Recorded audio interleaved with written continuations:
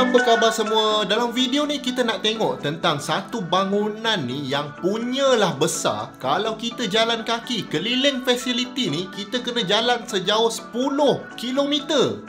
Gila tak? Dan bangunan ni adalah sebuah kilang untuk produce bateri dengan electric car. Dan nama dia adalah Gigafactory. Dan of course lah, Gigafactory ni dimiliki oleh syarikat Tesla milik Elon Musk. Nama Giga ni kalau ikutkan, dia adalah unit of measurement lah. Kalau dari kecil tu mili, lepas tu besar sikit senti, lepas tu desi, kilo, mega, giga, tera. Kira giga ni nak menunjukkan memang bangunan tu besar gila lah. Yang bestnya Gigafactory ni sebiji pun dah besar gila.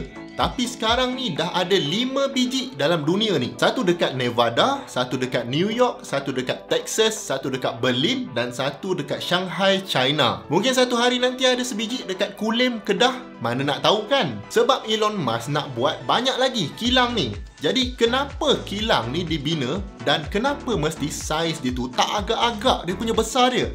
Jom kita tengok. Jadi saya rasa anda dah tahu bahawa Tesla ni merupakan company yang buat electric car paling banyak di dunia. Tapi bila masuk Malaysia, Tesla ni masih mahal lagi. Dekat setengah juta kot harga dia, even untuk model yang paling murah. Dan sebenarnya sampai sekarang kereta elektrik masih terkenal dengan harga dia yang lebih tinggi berbanding kereta biasa. Jadi kalau harga mahal-mahal ni orang tak nak beli. Tesla pula kalau boleh matlamat dia memang nak cepatkan transition dunia ni kepada kereta elektrik. Tapi kalau mahal, siapa yang nak beli kan? Jadi antara sebab utama yang menjadikan kereta elektrik ni mahal sangat adalah bateri dia tu sendiri. Kalau manufacturer yang biasa, maknanya bukan Tesla, dia orang akan beli bateri ni dari company pembuat bateri, contohnya Panasonic. Lepas tu packagekan dan pasang dekat kereta dia orang. Dan bila beli macam ni, mestilah akan ada kos tambahan. Jadi Tesla punya target adalah untuk mengurangkan kos bateri ni dengan cara buat bateri sendiri. Of course, masa awal-awal Tesla pun guna bateri Panasonic juga. Tapi lama-lama dia orang sedar yang bila kereta dah makin banyak, sampai bila dia orang nak kena depend pada vendor macam ni kan. Sekali vendor tu naikkan harga,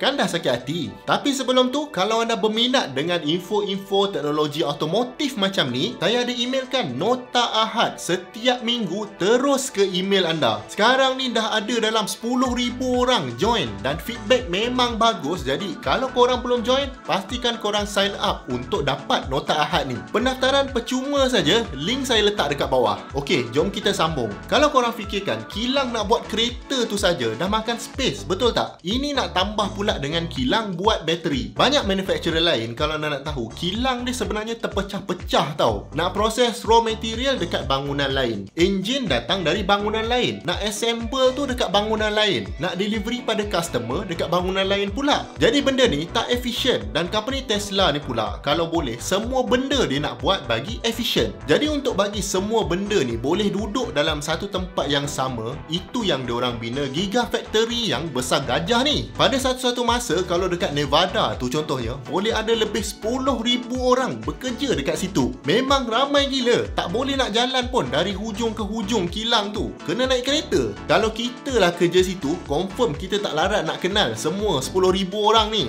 Ini 10,000 orang pun, most of the work yang pasang kereta tu robot yang buat tau. Still dengan robot yang banyak gila tu pun nak kena ada 10,000 orang pekerja. Jadi anda bayangkanlah dia punya production scale yang ada dekat situ. Memang ganas. Dan disebabkan Tesla ni dia memang hot lah dengan kereta elektrik ni, dan dia nak kurangkan bergantung pada fossil fuel, bumbung kilang yang besar gajah ni penuh diorang letak dengan solar panel. Katanya dia nak menjadi fully sustainable menggunakan renewable energy. Tapi dengan kilang sebesar ni, dengan production capacity dia yang banyak gila setahun, pandangan saya buat masa ni diorang tak akan dapat betul-betul bergantung pada renewable energy macam solar lah. Sebab solar ni dia intermittent, kadang-kadang ada, kadang-kadang tak ada. Production pula nak kena jalan 24 jam. Lepas tu setiap equipment, robot-robot yang ada, semua guna power yang banyak, tak agak-agak lah. Material kereta tu pula aluminium alloy, memang lebih keras dari material biasa dekat kereta kita. Jadi stamping machine dia, welding machine dia, semua lagi power dari mesin dekat kilang biasa. Dan kalau setakat nak guna solar energy ni, memang tak mampulah nak cover demand untuk semua power ni. Jadi mungkin adalah sikit contribution dari solar energy dan selebihnya guna power dari grid juga. Tapi sebenarnya kan, bukanlah semua Gigafactory ni sama besar. Ada yang macam dekat Nevada tu memang betul-betul besar. Jadi manufacturing kereta, manufacturing bateri, semua boleh letak bawah satu bumbung. Tapi kalau macam dekat tempat lain, walaupun dia besar juga, tapi sebenarnya tak cukup besar untuk tampung semua fasiliti. Lepas tu Tesla ni pula, dia sentiasa evolve tau dia punya manufacturing equipment. Contohnya, kalau dulu dia orang buat kereta macam manufacturer lain juga. Maksudnya buat part, lepas tu sambung-sambung part tu macam Lego. Tapi sekarang ni diorang dah start guna mesin gergasi yang diorang panggil sebagai Giga Press. Maknanya mesin ni kita masukkan besi cair dekat dalam dia.